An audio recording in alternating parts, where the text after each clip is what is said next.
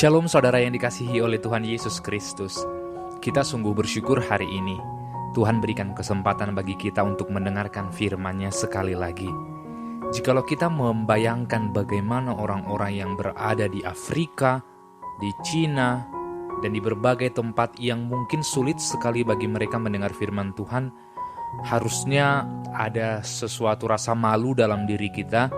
Kita dengan bebas mendengar, tetapi kita tidak sering mendengar firman Tuhan dengan serius.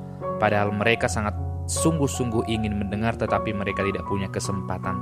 Oleh karena itu kali ini mari kita meminta pertolongan Tuhan, supaya berkenan berbicara ke dalam hati kita dan menguatkan kita dengan firman-Nya. Marilah kita berdoa. Bapa di dalam surga, kami sadar bahwa Engkau begitu baik dalam hidup kami, dan kami tahu Engkau mau berbicara kepada kami. Namun seringkali hati kami keraskan sehingga firman-Mu itu kami tolak dan tidak masuk dalam hati kami. Maka kami sungguh-sungguh minta pertolongan-Mu, biarlah Roh-Mu yang kudus menolong kami, supaya kami datang kepada Tuhan dengan segenap hati menyembah Engkau. Terpujilah nama-Mu untuk segala sesuatu yang Engkau telah kerjakan. Dalam nama Yesus Kristus kami berdoa. Amin. Hari ini kita akan membahas kembali makna dari domba Allah. Ketika kita menyadari Yesus itu sebagai gembala yang baik, yang menyediakan pintu satu-satunya kepada kita, yang membawa kita kepada kehidupan yang kekal, maka saat ini kita mau melihat bahwa kita adalah domba-domba Allah yang terus dipelihara oleh Dia. Yohanes 10 ayat 27 dan 28 mencatat demikian. Domba-dombaku mendengarkan suaraku, dan aku mengenal mereka, dan mereka mengikut aku. Dan aku memberikan hidup yang kekal kepada mereka, dan mereka pasti tidak akan binasa sampai selama-lamanya, dan seorang pun tidak akan merebut mereka dari tanganku. Sungguh sebuah jaminan firman Tuhan yang begitu indah untuk kita. Harusnya saat kita mendengar ini, rasanya ada kepastian dalam hidup kita, bahwa kita tidak akan pernah hilang dari hadapan Tuhan. Maka sesungguhnya orang yang disebut sebagai domba Allah adalah mereka yang diberikan anugerah iman. Kita tidak mungkin bisa percaya kepada Tuhan jikalau Tuhan tidak menarik kita datang kepadanya. Kita mungkin akan mencari Allah-Allah yang terlihat lebih baik daripada Tuhan. Karena sesungguhnya Tuhan yang diceritakan dalam Alkitab rasanya adalah Tuhan yang susah sekali dipahami. Tetapi sekali lagi, kita bisa percaya kepada Tuhan karena Ia berikan anugerah untuk percaya kepada kita. Harusnya kita sangat bersyukur. Tuhan, terima kasih Engkau berikan aku iman sehingga aku bisa percaya kepada Engkau. Maka orang-orang yang percaya kepada Tuhan, disebutkan tadi, domba-dombaku mereka mengenal suaraku. Maka kita tahu sebenarnya manakah suara Tuhan, manakah suara iblis, atau manakah suara hati kita. Tetapi orang percaya sering sekali membalik hal ini. Ia merasa itu suara Tuhan, padahal itu suara setan, sehingga dia mengikuti suara itu. Namun bagaimana cara kita mengenali itukah suara Tuhan atau bukan suara Tuhan?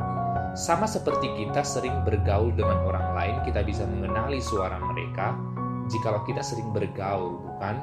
Maka sama seperti itu. Jikalau kita sering bergaul dengan Tuhan, maka kita akan mengenal suaranya. Sehingga ketika Yesus dicobai oleh iblis, maka ia menolak semua cobaan itu karena ia tahu mana suara Allah dan mana suara setan. Dan akhirnya Yesus menang melawan cobaan itu.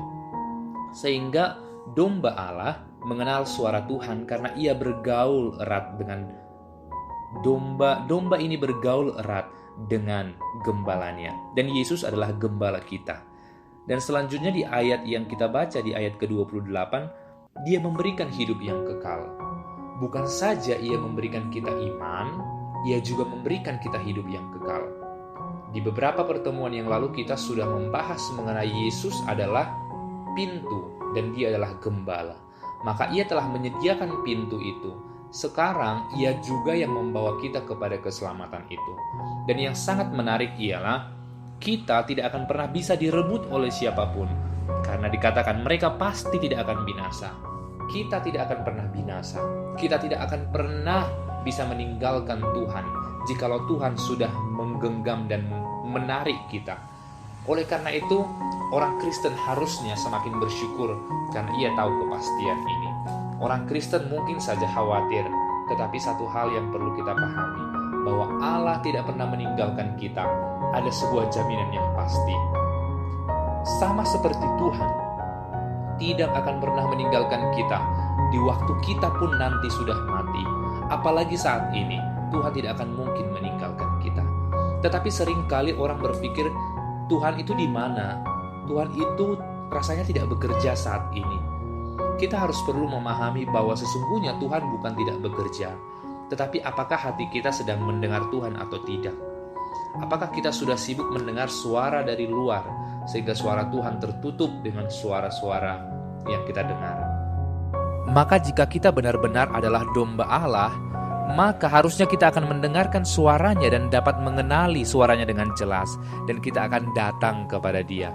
Ada sebuah kepastian hidup saat ini, kepastian hidup di esok hari, bahkan kepastian hidup yang kekal sampai selama-lamanya.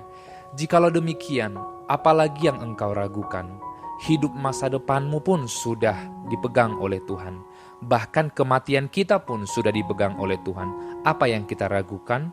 Maka dengarkanlah suaranya yang telah memberikan kita iman itu. Terpujilah namanya. Amin. Bapa di dalam surga, kami menyadari bahwa hidup kami sering khawatir, tetapi di dalam Tuhan ada kepastian. Bahkan hidup kami sekarang, besok, dan bahkan sampai kami mati pun, Tuhan telah menggenggam hidup kami. Terpujilah namamu. Dalam nama Yesus Kristus, sumber kepastian yang sejati, kami berdoa. Amin.